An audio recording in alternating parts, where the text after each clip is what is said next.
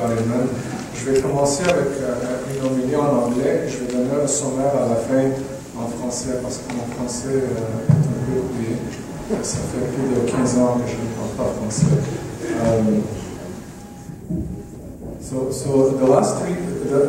Yesterday, today, and tomorrow, we are celebrating the feast of the Holy Life-Giving Cross, and we know that this feast is very important in the church, and we hear the beautiful hymns, the joyful hymns in the church together as we celebrate.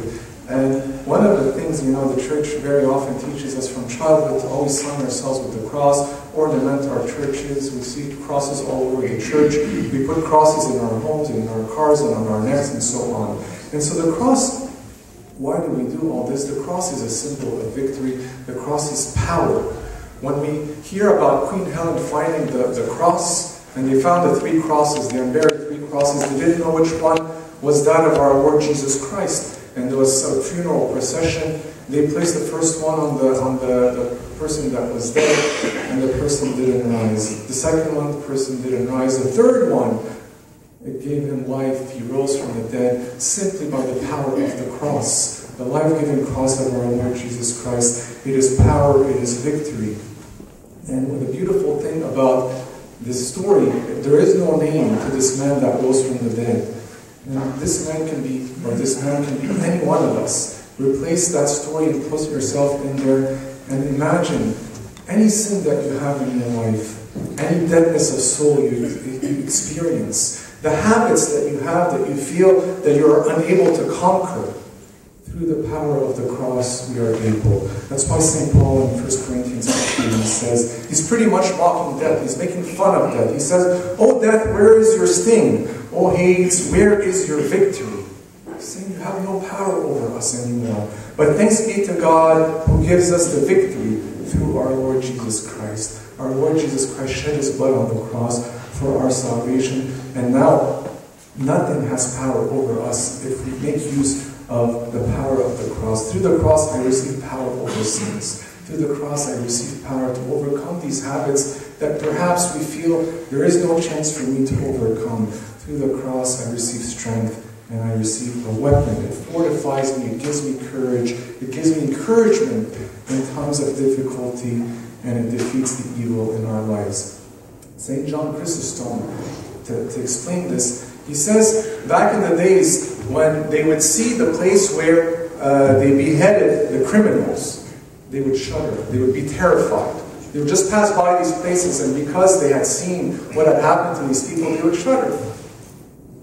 And so he's saying, think what the devil must endure, seeing the weapon whereby Christ put an end to all his power and cut off the head of the dragon. So he's saying, just like the people in old times would see just the place where the heads were cut off, the evil one, the devil, sees the weapon of the cross. He calls it a weapon, and he shudders. He's terrified. And so, do we believe in this power? Or is it just something, like I said, maybe we hang around our necks? Maybe it's something we place in our homes, but we don't really pay attention to the power. We got used to doing the sign of the cross many times as in church, but do we really feel the power that it gives us? In the Paradise of the Desert Fathers, there was once a monk. He was wandering in the desert, and it was nighttime, and so he didn't want to lose his way.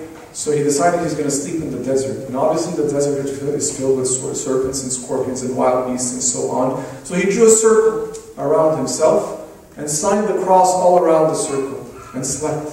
And he slept at peace. Why? Because he believed in the power of the cross. He had no doubt in the power of the cross. And when he woke up at the extremities of the circle that he had drawn, there were dead, reptiles, whatever it was, scorpions, snakes, and whatnot. But he was unharmed, for the cross protects us. And so do we believe in it?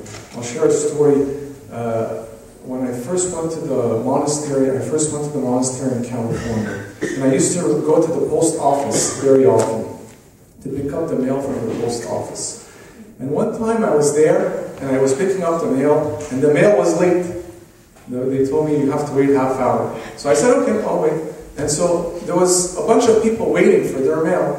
And so I have half an hour, what am I going to do? I took out my Evêque, and I started praying from the Evêque as I'm waiting for the mail. There was a man next to me, and the whole time I felt like, okay, he's trying to see what I'm reading, what it is that I have in my hand. And so I tilted my Evêque so he can have a glimpse and maybe he wants to pray with me. So I allowed him to look into my Evêque.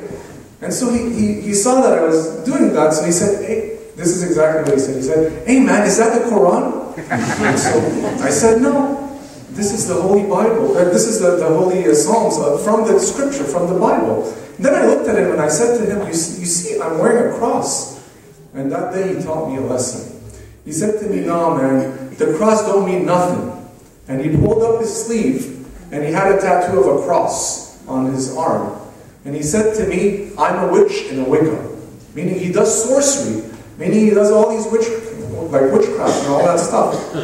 And yet he had a tattoo of the cross. And so that day I said to myself, this man is right. It's not about what's external. It's not about having a tattoo. It's not about wearing a cross on our necks. It's about the cross in our hearts and believing in its power. And so do we believe in the power of the cross? And if we do, then the Lord, the second point, so one, power of the cross. If we do believe and we want it to really take effect in us, then the Lord says to us, if anyone desires to come after me, let him deny himself, take up his cross and follow me. There is a denial of self and a taking of bearing the cross in order to be a follower of our Lord. Later in another gospel, he says, whoever does not bear his cross and come after me cannot be my disciple. Cannot be my disciple. And so do I wish to be his disciple? Then I must bear my cross. And that requires self-denial. In many aspects of our life, each one of us bears different crosses. When we think of those who came before us, the martyrs bore the cross of suffering and persecution. The patriarchs and the defenders of the faith bore the cross of defending the faith and being exiled because of it. 5 times St. Athanasius was exiled just because he was defending the faith. That was his cross. But because of him, look at the richness of our churches. Or St. John Chrysostom was exiled several times because of his defense of the faith and so on. The ascetics, the monks and the nuns in the deserts, daily they denied themselves. That's why we call them what? The cross bearers. They bear their cross daily, denying the little pleasures, denying what it is they wish to do for the love of Christ. And so we too are called to deny ourselves, at least begin to deny ourselves, and learn to do so that we may be true followers of the Lord and bear our cross. And when the cause gets heavier, if we learn to deny the small things, then we are going to be able to bear the cross as well. Saint Ephraim the Syrian, he says, you cannot put out a small fire unless you first learn to put out a big fire. Sorry, that's the reverse. I haven't had my coffee yet. You cannot put out a large fire, a big fire, before you learn to put out a small fire. And so I must learn to deny myself the small things in order to then be able to deny the bigger things. And so one of the spiritual exercises that we can train ourselves to do is perhaps pick something, not even something sinful, but something that you like to do repeatedly. Something that you like to do often. For example, if I like to drink 4 sodas in a day. It's not sinful, but I can say to myself, I want to learn the life of self-denial. So let me start denying myself that 4th soda. I'll drink 3, but not the 4th one. When it comes to the 4th one, I'll say no to myself. I learned to say no, and I deny myself. When I learn to deny myself the little things like that, then bit by bit, I learn to also deny myself the bigger things. I learn to carry my cross. And this leads to a transformation in our lives. This leads to a conversion in our lives. When we look at the life of St. Augustine, he was transformed. There's a story, it cannot really be verified whether it's true St. Augustine, but St. Ambrose relates, St. Ambrose relates a fictitious story and is the same one. But some people say it's St. Augustine, so I'll share it as if it was St. Augustine. And we know that St. Augustine was a father of the church, he was a bishop, and he was a saintly man. And yet before his conversion, before he became this saint, he had a child out of wedlock. He had an illegitimate son. And he lived a sinful life. But he was wonderfully safe from all this. He was safe from all this. And then one day he was walking in the city, and the woman that he knew, that he used to have a relationship with, saw him. And she called out to him, and she said to him, Augustine. And he continued walking and rushed. And she called out to him again and said, Augustine, Augustine. And he looked at her, and she said to him, it is I. And he looked at her, and he said to her, I know, but it is no longer I. The Augustine you knew is dead. And this brings to mind what St. Paul tells us in Galatians 2, verse 20. It is no longer I who live, but Christ who lives in me.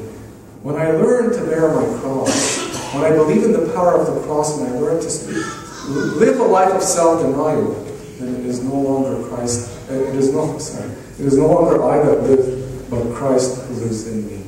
Christ lives in me, and it is no longer I. This is what St. Augustine did. This is what our Blessed Fathers did of old. I'll just conclude with a short saying of the scholar Tertullian. He says, at every step and movement, at every going in and out, when we put our clothes and shoes, when we bathe, when we sit at table, when we light the lamps, on couch, on seat, and all the ordinary actions of daily life, we trace upon the forehead the sign of the cross. And if we learn, every time we do these things, yes, when we come to eat, we do the cross, like he's saying. When we sit down, maybe we don't do this anymore, but maybe we should relearn to do all these things in the basic motions of life.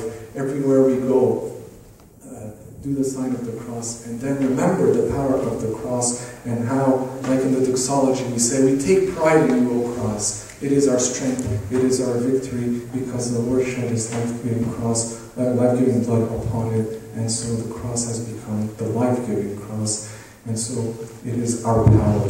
For the message of the cross, St. Paul tells us, is foolishness to those who are perishing, but to us who are being saved, it is the power of God. Let it truly be our power. Un petit sommaire en français. Pour 3 jours, on célèbre la fête de la croix. Et la croix, c'est notre puissance, c'est notre victoire. Notre Dieu, il a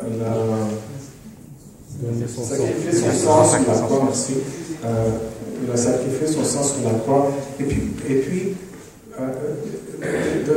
depuis ce temps, la croix est devenue notre pouvoir, c'est notre puissance, notre victoire. Et avec la croix, on est capable de vaincre le diable qui veut nous détruire. Avec la croix, on est capable de vaincre nos péchés par la grâce de Dieu. Avec la croix, on est capable de faire tout ce que nous devons faire pour nous réconcilier avec Dieu.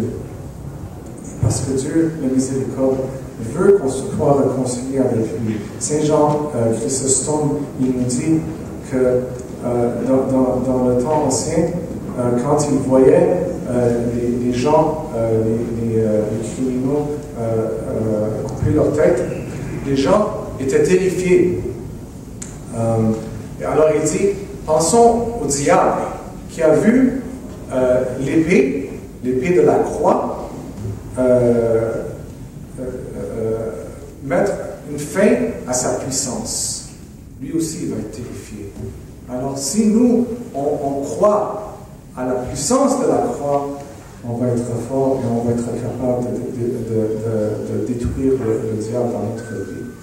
Et pour faire ça, il faut qu'on se rappelle de ce que le Seigneur a dit à ses disciples. Si quelqu'un veut venir après moi, qu'il renonce à lui-même, qu'il se cherche de sa croix et qu'il me suive. On doit vraiment se renoncer. Et ça peut prendre plusieurs formes. Ça peut prendre la forme de la croix de défense de la foi, comme le Saint Athanas a fait.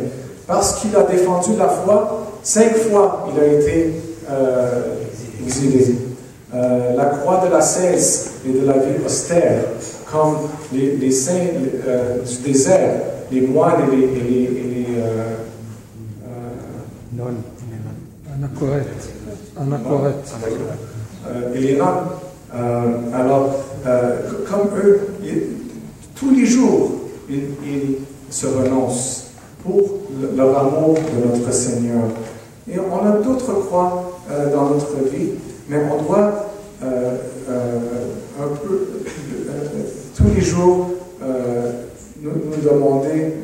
se demander quelle est notre croix et est-ce qu'on est fier de la porter comme notre Seigneur nous commande de faire.